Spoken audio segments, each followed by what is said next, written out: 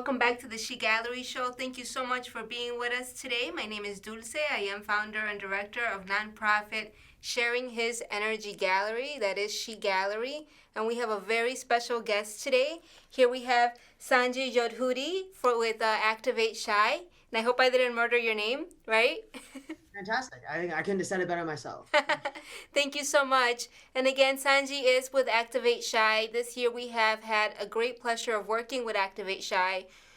Previously, you met John, and then we also met Getty Casole, activist, curator, artist. And then I had the great pleasure of also meeting Sanjee and attending a voting volunteer webinar that Sanjee put together. So today we will have the chance to learn a little bit more about what else Activate S.H.E. is doing. That is an activist grassroots organization that has truly pushed forward to a lot of social inequality. We attended a protest earlier on this year. The first segment from season 8, I did a recap and I shared a video which you can still find on our website. That is sharinghisenergygallery.net. Season 8, if you go to the first segment of season 8, you will see a recap. And then you can also see the previous interviews that we had with Zana Zeta when we celebrated the 100-year suffrage, when women were now allowed to vote. And then we also had a great chance to interview with Jean and Getty and learn more about the importance of voting. And so what Sanjee is doing is completely dedicating his time to help not only help people register to vote, but also trains us so that we can also volunteer and help push this next Who's Next movement. So Sanjee, why don't we let you talk and talk to us a little bit about yourself, your background. So, like you said, my name is Sanjee. I'm actually not a Chicago native, but when I was a kid, we moved around a lot. My parents are immigrants from Bangladesh, if you know. If you don't, it's a small country to the east of India. And they immigrated here in the late 80s. And my dad got his education here. That's why he came. And we jumped around a bit for work. I eventually started, we grew up mostly in Michigan, in that area. But I've been in Chicago for a bit now. And I studied engineering actually in school. I don't really do engineering now, but you know, parents' dream. And so I studied engineering, but here in Chicago, I do a lot of work with activists. I do a lot of activism work as we can support other initiatives. And I work with universities actually professionally doing tech services for them. That's awesome. So that's very interesting. Here we have I myself. I'm an immigrant from Mexico. Then we met John, who's an immigrant from Korea, and then we met Getty, who's an immigrant from Africa, and then we have you, who are also an immigrant. So it's really interesting to see so many young activists push forward that are not originally from America, because this is a very important issue to immigrants as natives. I should So be honest. My parents were immigrants. I'm a son of an immigrant, I oh, should say. okay. And you understand the importance of being an immigrant from being a son of immigrants. So your role with Activate S.H.E. Can you talk to us a little bit about Activate S.H.E. as far as like what Activate S.H.E. is doing now for voting and your role with Activate S.H.E.? Awesome. Yeah. So I would say I'm probably one of the founders of Activate Shy. Since you've had Getty and June on already, I won't get too deep into how it started and what Activate is as a whole, but we're a grassroots organization. And that means we want to empower others to make change in their communities. What I think I say during the registration, the volunteer seminars is it's awesome that if one of us goes to a neighborhood and knocks on doors and asks people to do something like vote, that's awesome. But what's better is if your neighbor is the one who knocks on your door and asks you to do something, because when your neighbor does it, you're more likely to listen because it's someone making change from within their community. As a grassroots organization, we really want to empower people with the tools and the resources necessary so they, if they want to, can empower themselves and their community. We tried to extend this to what we're doing now, our voting turnout campaign called Who's Next. We want people in Chicago and within the nation, if possible, to choose who's next to make change in their community, their city, and in the nation. And we really mean all three of those. Local issues to us are just as important as nationwide and state issues. So we really want to focus on that, train people, get people on the streets, and also give them the tools and resources so in the future they could possibly take those and start their own thing or go do something else that they care about with those resources we provided. That's really awesome. So I kind of do want to hear more about you being, especially because you are a founder, one of the founders from Activate Shy. I want to hear about how that happened and how many members does Activate Shy have? How many volunteers and members, and how do you see Activate Shy growing? So awesome. So my story is a bit more funky, I guess, than Getty's and June's, but I Everybody think has their own story. yeah, I know. So on like late May, I was at the protests in downtown Chicago. I was attending a couple protests, and it was at that protest when Lori first raised the bridges and kettled people into the loop. So I got beaten up and arrested at that protest. I got beaten up pretty bad and arrested. And I was in jail for a period. And so I was in jail. And that Sunday after that, I got released from jail. No charges. They couldn't charge any of us with anything. There was nothing we were doing wrong, but I was pretty pissed. I was pretty upset that I got thrown in jail. I was given none of the rights I should have been afforded. I wasn't given a phone call. We weren't given food. Some of us weren't given water. Nobody really cared. But I decided, okay, I'm not going to not go to protests. So I looked up the next protest in the area. And that was the Chicago March for Justice, the Union Park protest coming up. And I reached out to it looked like the person who started it, K Buzzed, I reached out and said it looked like she was having some issues with dealing with the large crowds, and I asked if she needed help. And she had said, yes, I would love some help. So she made me a co host of the event. And from there on, it was kind of a snowball where we asked around if there were any other community organizers or people who had experience organizing or with event planning or marketing who would like to help with the event. And a lot of people came up and they said, hey, we would love to help. And so we made a big group chat. We vetted people at first, of course, but we made a big group chat with everybody, and we ran and we had that great protest. And we think it was a very powerful, impactful protest. We had a lot of people on the streets speaking and vocalizing their want for change. And we all decided we worked really well together. So we decided, why don't we just all do some more stuff? And eventually that spiraled into Activate as it is now. So I was lucky to be from the beginning, as a lot of people were. A lot of people were there from the beginning, and it's kind of turned into this more grassroots organization in terms of members and people involved with the voter turnout campaign. Oh, so members wise, we have around 20 official members, but volunteers wise, we have around like 60 or so active volunteers just for the voter turnout campaign, and those are people who are hitting the streets and trying to register people to vote at the current time. Mm-hmm. Thank you so much for sharing that. You will remember again when we had the first segment in season 8, the protest that Sanjee is talking about is the protest that I attended at Union Park. That you can find a recap on our website from season 1.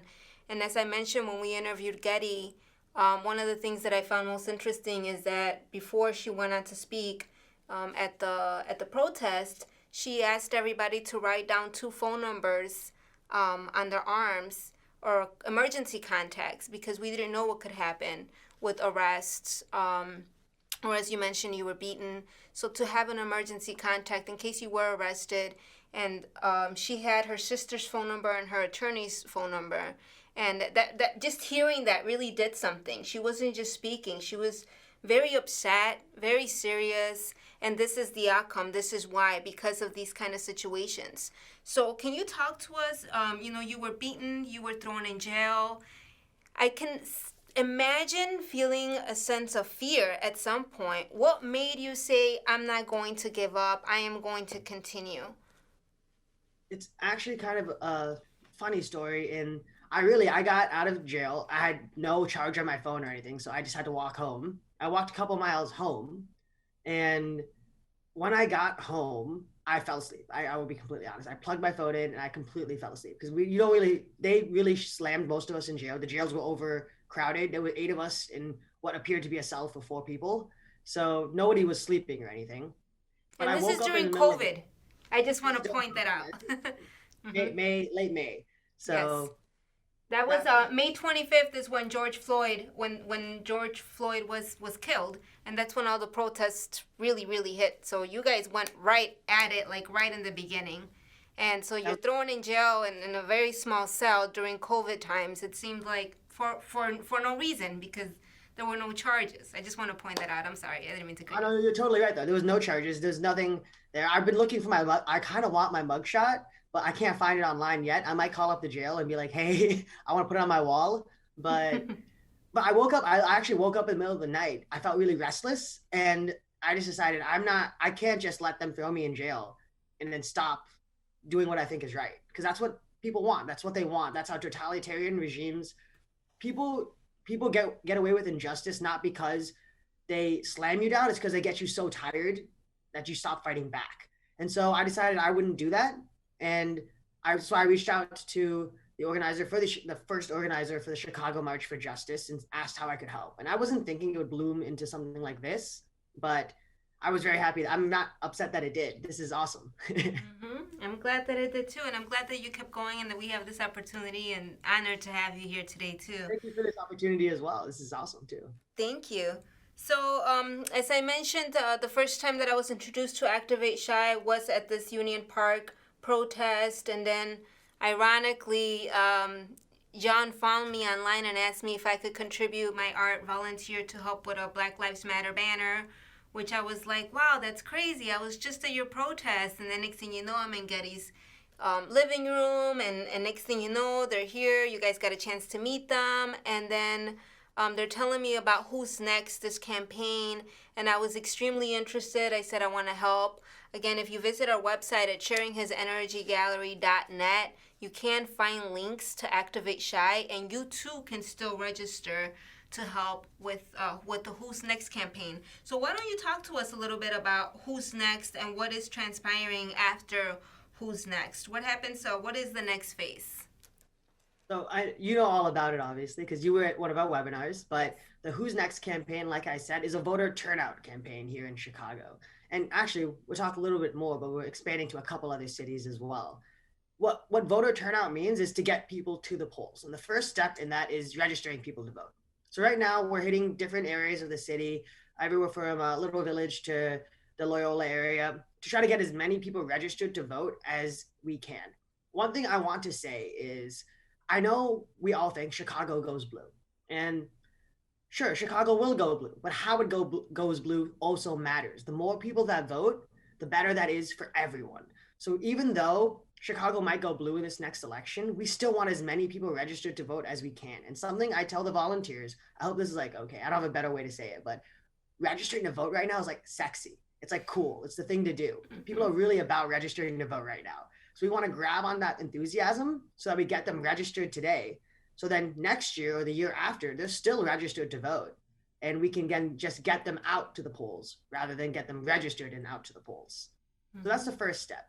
The second step is then educating and encouraging them to get to the polls. So how we plan on doing that is creating, while we have voter registration booths now at farmers markets and street corners, we're going to do why do you vote booths, where we're going to try to encourage people with an online gallery of hundreds of reasons to vote. If you share one of those reasons why you vote, everything from education reform to prison reform, reproductive rights, if you share it to your social media, your stories, your Twitter or your Facebook, we will give you swag. We will give you t-shirts, we'll give you hats, maybe pens if people still like pens. It's up in the air, but like we'll give you something cool and enter you for a sweepstake so that what we hope is most people are single issue voters in this country. We look at people holistically, but there's that one issue that we care about. So we hope people share the issue they care about and other people see that issue on their story and say, well, I actually care about that issue too. I might turn out and vote this year. Mm-hmm. Thank you so much for that. That's very well explained. As Sanjee mentioned, I did attend one of the webinars, and I was just personally extremely impressed with Sanjee's organization skills. We have somebody, and I mean, I think everybody from Activate Shy has to have a true passion in order to volunteer and do as they do and gather together. As he mentioned, this Union Park protest, it was a lot of strangers that came together that just really cared about something, and because they really cared, they're able to work very successfully. And what Sanjee did was not only continues to lead the Who's Next and the voting campaign, but he also created like a template, giving us all of the tools as he mentioned, And in talking to him, he still seems very excited. And I see all of the new areas to go have these booths, and that enthusiasm carries on. And as he mentioned, you get extremely tired. You go home, you're tired, but you're fulfilled because you know that you are doing something that you truly care about. Can you talk to us a little bit about what drives you? Why is this personally important to you?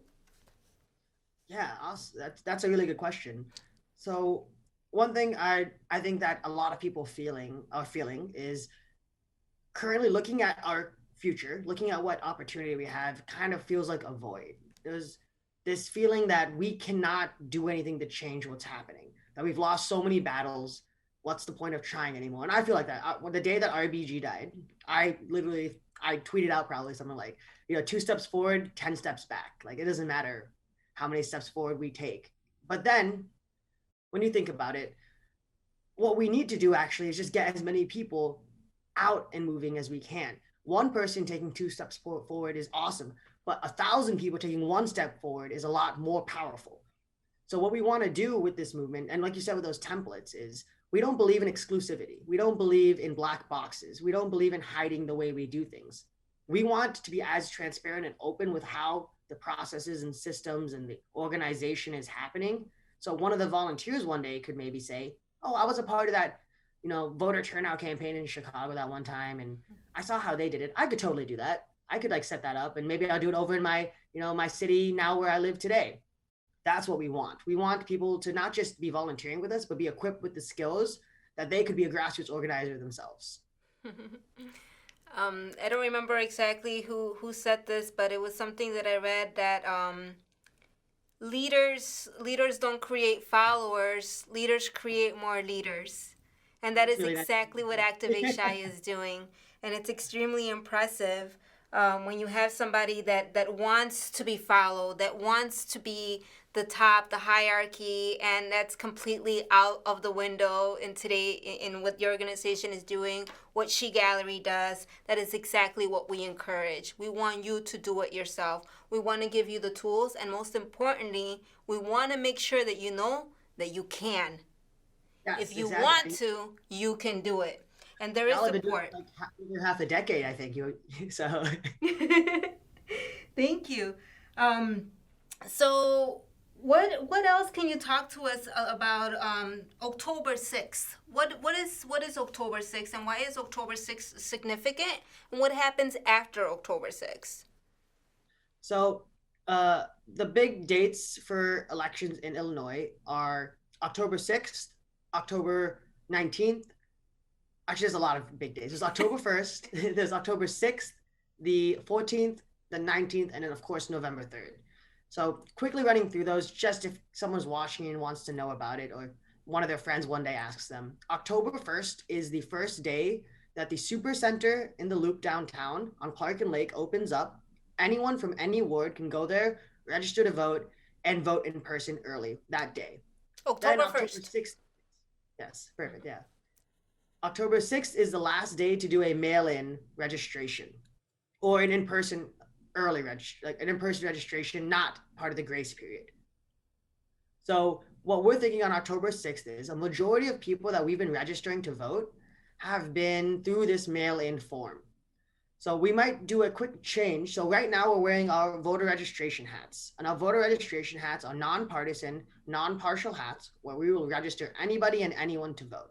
We do that for a number of reasons, and they're both ethical and legal reasons. Once that October 6th deadline hits, however, we will still spread information about how you can register during this grace period in person at your early voting centers, but we will change our voter registration booths into these reasons to vote, and we really think that's important. It's a fun stat I like to say is 100 million people, 100 million eligible voters did not vote in the 2016 election. How I many? know people like 100 million, so a plurality, more people voted for either candidate in the 2016 election didn't vote in the 2016 election. And I don't believe that's because people don't care. I think that's because people don't have the resources, the tools, and the time necessary to do it. But what people don't realize is that well, actually, no, what they didn't then. We want to provide it to them. We want to show them the time is there. We want to show them the resources available. And we want to give them that education, the items that they care about the most in easy to consume packages so that they know if I vote for this or that, I'm getting this and that. If you're someone who cares about bringing arts and back into schools, there's something out there for you. And we want to make sure you know who to vote for in that case. So once October 6th hits, we're going to do that new Why Do You Vote initiative. So we're going to have people come to the booths. We'll have an online gallery of a bunch of images and reasons to vote. And we want them to post them to their stories and hopefully encourage one or two of their friends to vote, who could maybe then encourage one or two of their friends to vote, and so on and so forth. They say, everybody's 7 people apart. So if everyone gets 7 people, that's everybody in the world, I think. So Wow. And how do we encourage our friends and family to vote? People that have given up. that's hard. It is really, really hard. And I think the first thing, whether it's voting or any sort of, when you're feeling down on the current systems in your future, I think you should really first accept where they're coming from. It's it's true. We've lost a lot of battles. We've lost more battles than we've won in the past 4 years, if not beyond that. But I think the important thing, I hate saying but, Okay. and the important thing is we shouldn't stop fighting because of that. Like I said before, if history showed us anything, it's that the bad guy doesn't win because they crush you with a fist. The bad guy usually wins because they just drain you of all your energy. And that's something we can't let happen. We have to keep fighting. And when you realize it, you realize a lot of these people who are doing the wrong things, they actually don't have as much energy as we do, but they're just really good at draining you of your energy. And so we need to keep fighting it. The first, sure, we lost in the Supreme Court. In some cases, we may have lost that battle. But there's other Supreme Court justices there. There's thousands of other courts there. And there's more to this life than the Supreme Court. And we will not lose those battles from here on out. I promise myself, I won't sleep a day until we make sure we win those battles. Thank you so much, Sanjee. And Sanjee makes a really good point. I am wearing the T-shirt with the victory from the 19th Amendment when the 19th Amendment was ratified, allowing women to vote. And if you can see here, it took from 1920 to 2020. We're celebrating 100 years. But this started, I think it was like 56 years. It was a huge, huge battle. And we're still fighting. So as Sanjee mentions, it is a fight. And they are trying to tire us down, the oppressors, the ones that want to stay in power. And it is important for us to share the energy, sharing his energy gallery. It is important to share the energy so that we can keep the momentum going and keep fighting for our rights. Sanjee, thank you so much. We do only have a minute or so. Is there anything else that you want to leave with the audience today? Yes, if anyone is watching, promise me this. You will go and make sure all of your friends are registered to vote or you're fake. And if you don't want to be fake. So go out and make sure all of your friends are registered to vote. That's the first step. Afterwards, make sure they do vote. But and last thing is thank you so much for having me. This is really fun. It's a pleasure meeting you. I hope I see you out at the booth soon. Yes, yes, I look forward to that. And I also look forward to continuing to share more of Activate Shy and this journey that we have suddenly been working with together with muraling, with campaigning, and in any other way that we can help the community unite. Thank you again, Sanjee, and thank you for watching. We'll see you next week. Bye.